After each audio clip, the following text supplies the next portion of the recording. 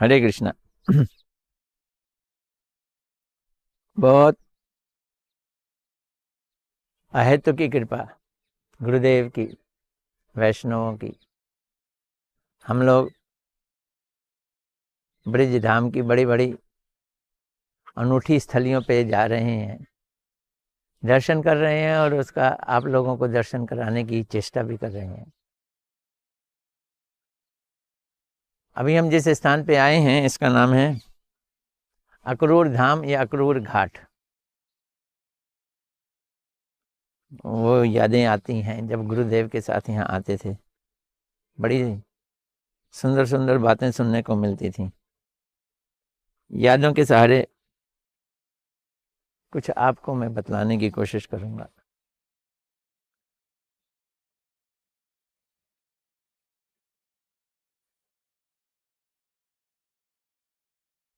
जिस समय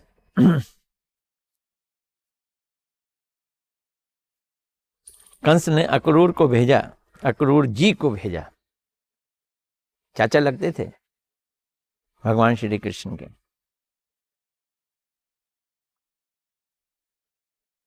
कि वृंदावन से नंदगांव से जाके कृष्ण को लेके आओ। मथुरा में बड़े उसने असुर भेजे, मथुरा से बड़े असुर भेजे ब्रज में, कोई भी वापस नहीं गया। सब मारे गए। कंस को अंदर से बहुत भय आने लगा। उसने कहा कि कृष्ण को मथुरा में बुला के फिर मारा जाएगा तो बहुत अच्छा रहेगा। बुलाया उसने मथुरा में, कृष्ण को बुलाने का माध्यम रहा अक्रूर जी। ये देखो, ये मंदिर है, यहाँ पे कृष्ण, बलराम और अक्रूर जी।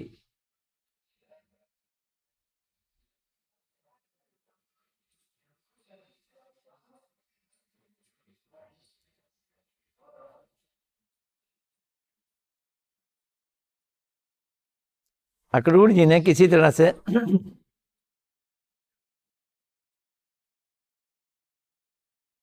बहला फुसला कर नंद बाबा जी को राजी कर लिया कि मथुरा में बहुत बड़ा फंक्शन है।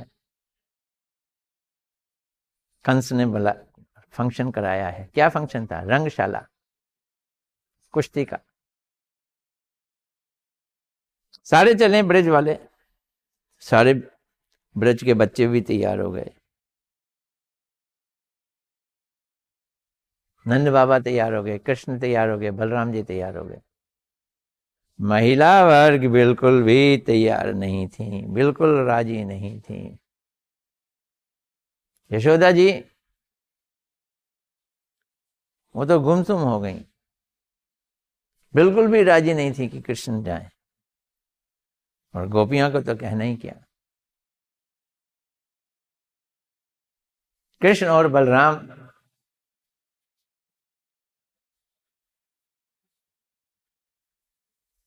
उनको अक्रूर जी ने अपने रथ पे बैठाला और बैठाल के खूब घुमाया। अक्रूर जी चाहते थे जितना हो सके वो कृष्ण का और बलराम जी का संग करे। देखो,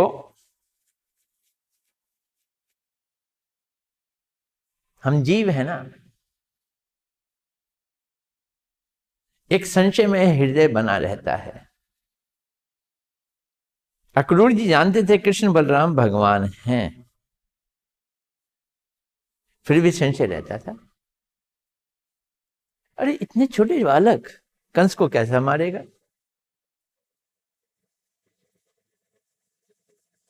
कंस ने भेजा था अक्रूर जी को कि कृष्ण को लिया, मैं उनको मारूंगा या मरवाऊंगा। और अक्रूर जी इस भाव से लेने गए थे कि कृष्ण जाएंगे और वो कंस को मारेंगे। देखो दोनों के भावों में कितना अंतर है। यही बात समझने की है। शाम हो गई, शाम तक यहां पहुंचे अक्रूर जी। इस स्थान का नाम है Ghat, Akrur Ghat. This is border of Vrindavan and Mathura. ये वृंदावन और मथुरा का बॉर्डर है। तो यहाँ अक्रूर घाट पे पहुंचे, संध्या का समय हो गया, तो उन्होंने कृष्ण बलराम को कहा कि आप लोग यहीं रुको, मैं यमुना जी में स्नान कर लेता हूँ और स्नान करके संध्या कर लो। अब वो यमुना जी में जैसे ही डुबकी लगाए और संध्या करने के लिए ध्यान किया। किसका ध्यान कर रहे हैं? सनातन ब्रह्म। हमें ब्रह्म गायत्री मिलती है, ब्रह्म का ज्ञान करते हैं, सनातन ब्रह्म निराकार। लेकिन अब ध्यान में कृष्ण बलराम आ रहे हैं, यमुना जी में उन्हें कृष्ण बलराम दिख रहे हैं। उन्होंने भाग के देखा, रथ पे भी कृष्ण बलराम बैठे हुए थे और इधर भी कृष्ण बलराम दिखे। उनको हृदय में संतोष हो गया, नहीं, जिस सनातन ब्रह्म का मैं चिंतन कर रहा हूं वही हैं ये परब्रह्म भगवान श्री कृष्ण और उनके भाई बलराम। अब विश्वास हो गया कि ये वहां जाके कंस को मारेंगे। हमारे गौड़ीय संप्रदाय के लोग, गुरु महाराज जी बतलाते थे, इसका एक दूसरा अर्थ भी लेते हैं। क्या? जो ब्रज के कृष्ण है ना, जो ब्रज के बलराम हैं, वो ब्रज छोड़ के कहीं नहीं जाते, वो ब्रज में ही रहते हैं। तो जो ब्रज छोड़ के जाते नहीं हैं, जो हमेशा ब्रज में ही रहते हैं, वो कृष्ण और बलराम मथुरा कैसे जाएंगे? ब्रज में उनका एक रस है, एक भाव है, गोप गोपियों के साथ उनका विशेष प्रेम है। यहां नरवत वाली लीला है। यहां वो यशोदा जी के लाल हैं, नंद बाबा जी के लाल हैं। उनको वहां ये भूला जाता है कि मैं भगवान हूं। ऐसी विशेष उनकी प्रीति है ब्रजवासियों के साथ।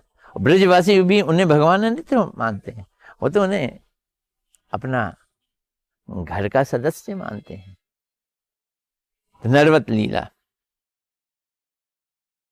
यहां एक भाव है, वो यशोदा के पुत्र हैं, नंद बाबा के बेटे हैं, गोप हैं, ग्वाले हैं। लेकिन मथुरा में तो भाव चेंज हो जाता है। वसुदेव के बेटे, देवकी के बेटे, क्षत्रिय।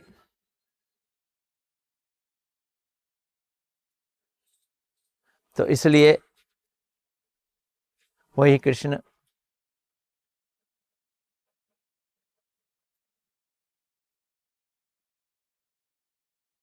जो ब्रज के थे वो यहां रुक गए,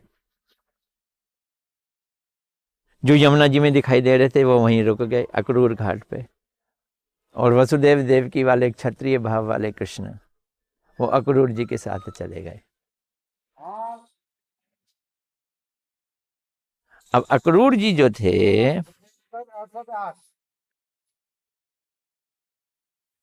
वो जिस कृष्ण को लेके गए वो वसुदेव देवकी के पुत्र थे, और जो ब्रज वाले वो यहाँ रह गए। अब कोई कहता है क्या कि दो दो कृष्ण हैं?